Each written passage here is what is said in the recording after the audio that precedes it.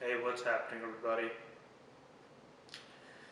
Welcome to another episode of Classic Movie Versus, where I take two movies that have come before, that have been around for years, and I decide which of the two movies are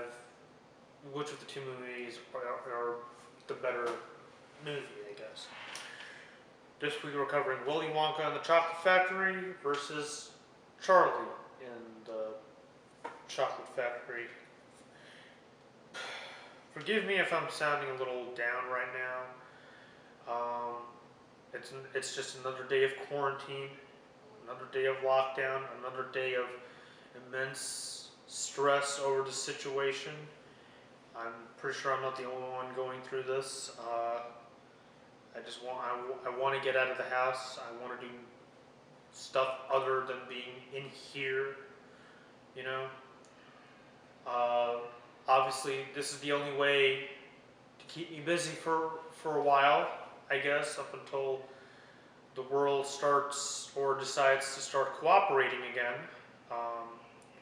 Because as of late, it hasn't been cooperating at all. Movie theaters are closed still, and various films that in particular I was actually kind of looking forward to, will not be getting a theatrical release this year. They'll be going straight to VOD, and that's something I cannot stand, because you should know. I understand why that's the case. People can't go anywhere because of this outbreak. I understand, and I highly applaud all the healthcare workers working day in and day out trying to fight this problem. But it is what it is. So I'm just going to have to push forward and breeze through the inevitable, I guess. With that being said, let's just get back into the actual episode itself. This is Willy Wonka versus Charlie and the Chocolate Factory. Willy Wonka and the Chocolate Factory is directed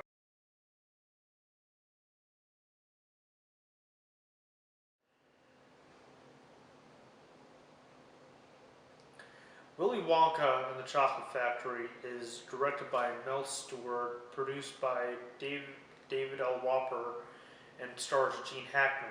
Rest in peace, all three. Yeah.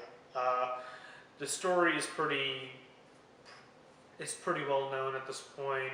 Willy Wonka addresses the world that he's going to allow 5 children to visit his chocolate factory by sending out a series of golden tickets inside ordinary Wonka bars, and whoever wins said ticket gains access to the chocolate factory, but only one of them will win a prize far greater than anyone could ever imagine. Both films pretty much have the same premise, albeit they have different outcomes, of course. One is more upbeat and lighthearted. The other is pretty dark and gloomy, but still has that whimsiness that we've come to know and love when it comes to going to a chocolate factory and all. Obviously, there are some differences here and there. Obviously, there's some similarities here and there. For one, the plot is very much the same. Charlie and the Chocolate Factory in particular is a bit longer, but we'll get to the problems in a bit. First, I want to touch on the positives, which are pretty much the obvious here. Gene Wilder is a legend. He is an absolute legend. When he comes on screen for the first time, it's iconic. From him limping all the way to the entrance and doing a full-on just rolling up like that, like, it never gets old when I see that. It's always a delight, and his character, or his version of the character, brings this sense of mystery, this sense of whimsy, this sense of comedy, like, that's what I look forward to when it comes to a candy maker of this scale, you know what I mean? And the other thing I have to give credit is, I can't remember the kid's name.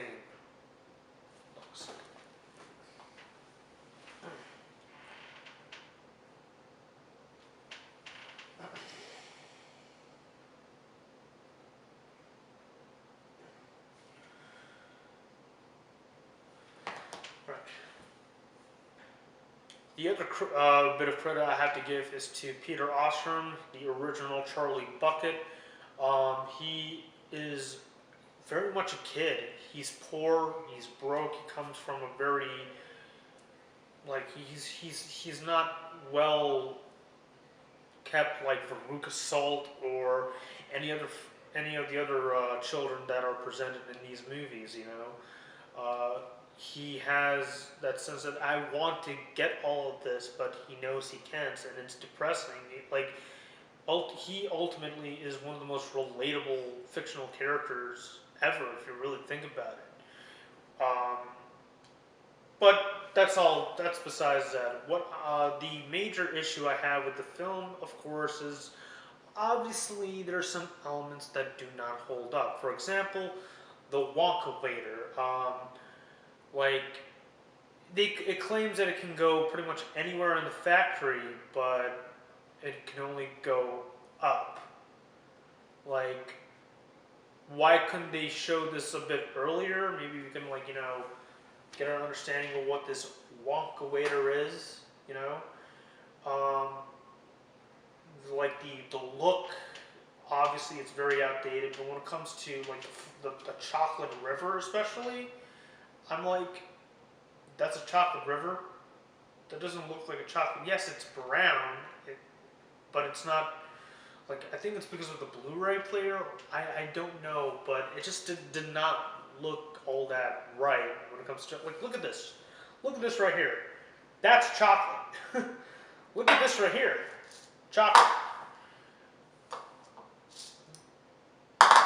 Like, all of this is, like, you can clearly tell what is chocolate and what is sewage water, Pretty sure I'm not the only one that made that joke. But aside from that, Willy Wonka, it's still an iconic film. One of the best. One of the best musicals ever, really. And there's nothing else for me to say. But right.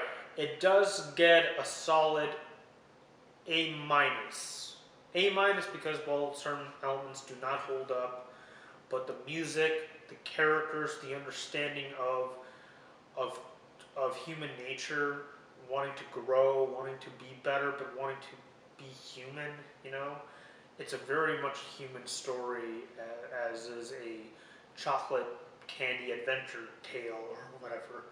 Anyway, it's an A- for me. Let's get right on over to Charlie and the Chocolate Factory.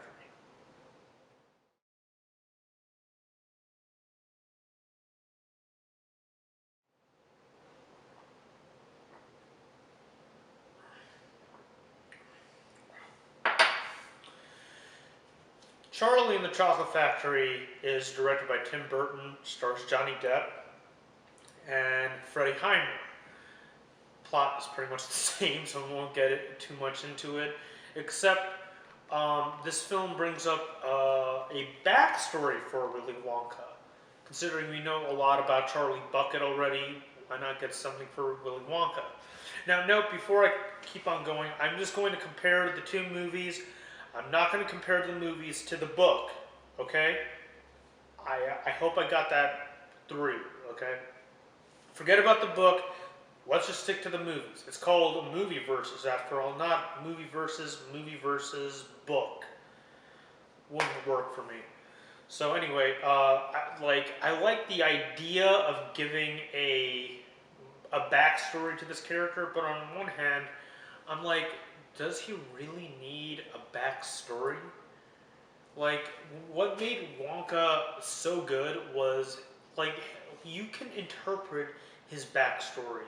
You don't have to show a full-on flashback of his backstory. Just give us an idea, Like, I wonder what he was really like prior to him being a candy maker, Turns out that he was just the spawn of a famous dentist who's also named Wonka, and yet nobody looked this up. And when he came, and he has a very strong, not like he has a very weak relationship with his father. That's why he has trust issues towards adults and whatnot. Okay, so why become a candy maker? You do realize you're going to have to trust adults in order to obtain your profession? That makes no sense to me. You're a candy maker, right? This is your only means to making a living, right? Who are you going to trust? This is your only means of making a living.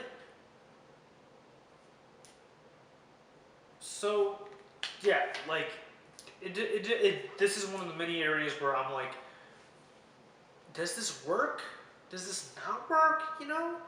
I could go on and on this, but I have more stuff to cover here.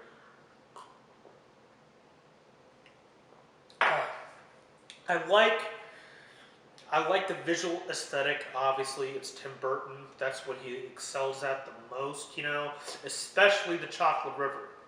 That is a chocolate river. It's a full-blown, oh my God, I want to swim in that chocolate river. Because I love chocolate. I made all of this.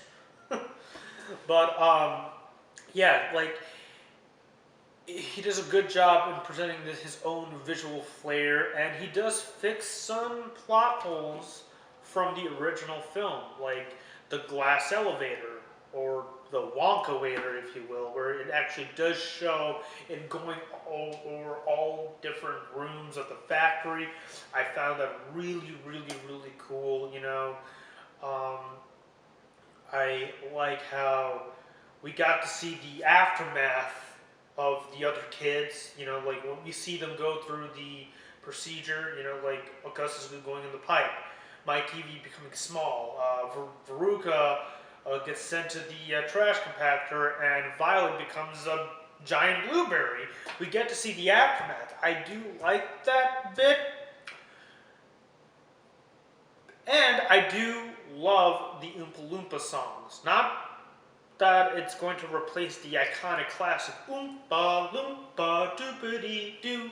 It's not going to replace that at all. But I do like how each song represents a different time era.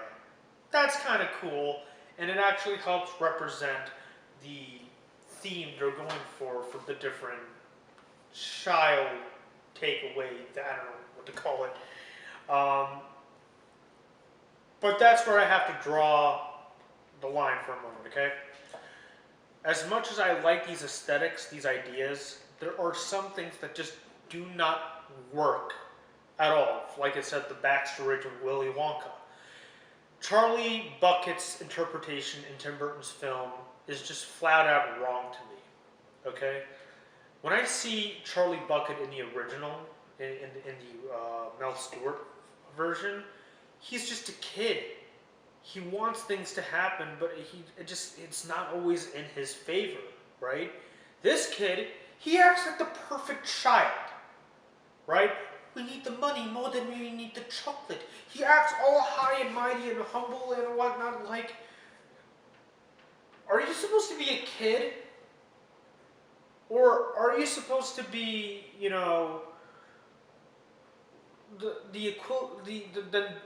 the second coming?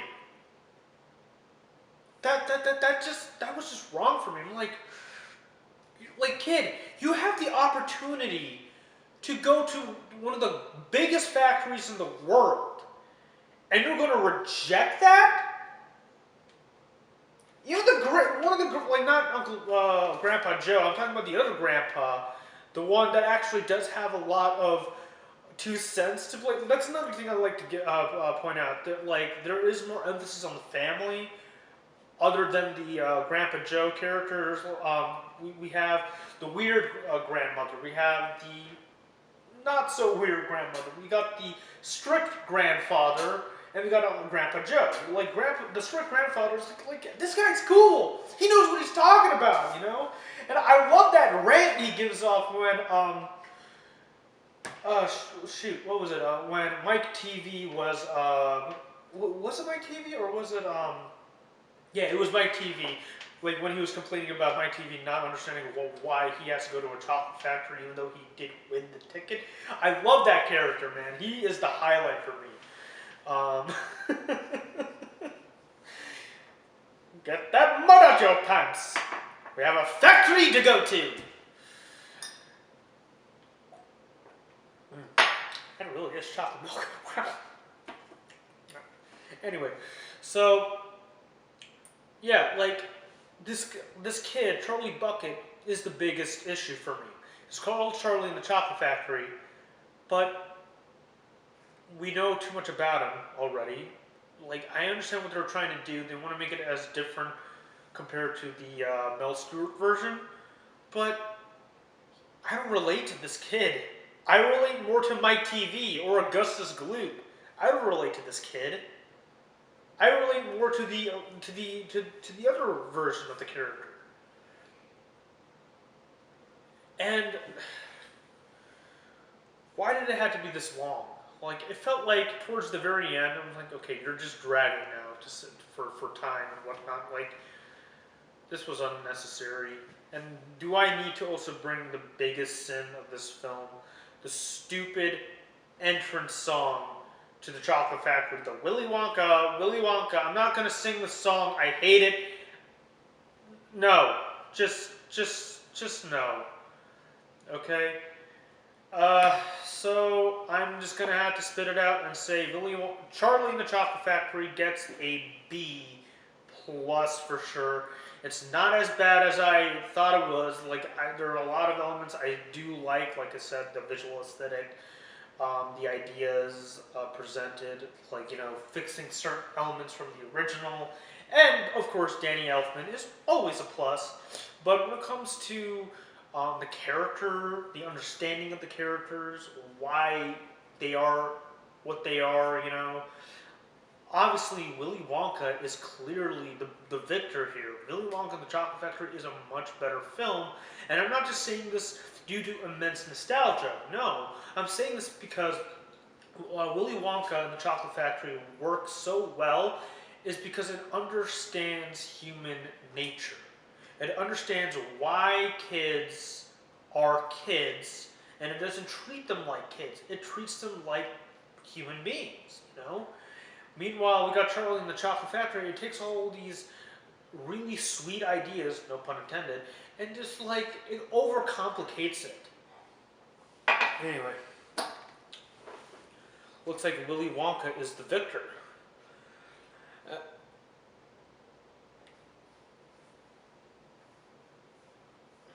I know you want them cookies.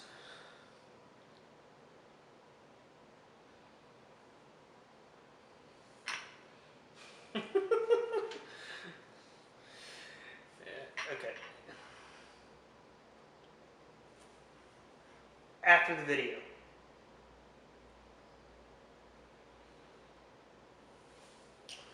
Anyway, Willy Wonka is the winner of this episode on classic movie versus. I kind of saw this coming. Did you see this coming? No, I didn't think so. So, yeah, that's it for today's episode on classic movie versus. Let me know in the comments, interesting comments on which film you thought was better. Because I know that there are some Tim Burton fans out there, especially that love this film in particular. So let me know what you think in the comments below. And as always, let me know what future episodes of Movie Versus you would love to see, and I will cover them for you whenever I can. There will be an episode every 2 weeks. So yeah, hit like, comment, subscribe, hit the bell for notifications for future episodes. And I will see you in 2 weeks. Thank you so much, and I'll see you later.